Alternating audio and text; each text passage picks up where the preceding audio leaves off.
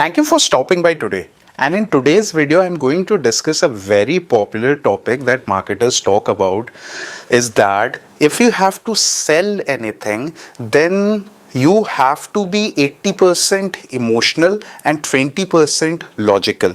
Because what works is emotions helps you to sell more and logic helps you to justify the decision. So technically what they are trying to say is emotion actually drives an action, and that action is based on some sort of a logic. So this is the thing that they say, and they say this is the 80% part and this is just the 20% part. But now as we are entering in this 20th century, this AI era and all the agentic workflows, is this still correct? So the answer would be yes, it is still correct, but now in today's context, it's a bit incomplete now.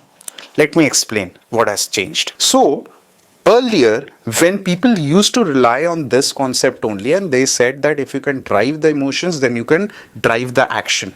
That era was a bit different because people used to have access to information, but there was a lack of structured information. So that's why people had very less information around the things, around the problems which they were facing. But now with AI coming into play, LLMs coming into play, there is something that has come that is known as self-research. Now people, they do research a lot, right, before buying anything, and everyone based on that research develops an information structure, and based on that information structure they take their decisions. Now what is this information structure? If you just prompt AI and ask them for some sort of a process, you would get some reply out of them. Not 100% correct, but you would get some reply out of that, and based on that actually you would form your information structure.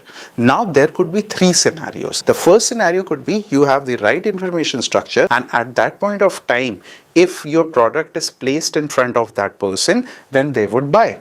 The second scenario could be their information structure could be broken. Now, if it is broken, then they would be very much hesitant to take an action with you. And the third scenario could be they could be very confident with their information structure, but that is based on a biased opinion or an incomplete information. So at that point of time, no matter how good your product or service is, they would outrightly negate your service or product. So now, if you want to integrate this thing and integrate this new concept of self-research as well and boost up your conversions, then what you should do? So what you should do is you should talk about emotions, because that is very top of the funnel thing where it helps you to connect with the aspirations of people and connect with those conversations which are going on in their mind. Then your content needs to educate them, maybe give them a lens sort of a thing and help them see and form right information structures,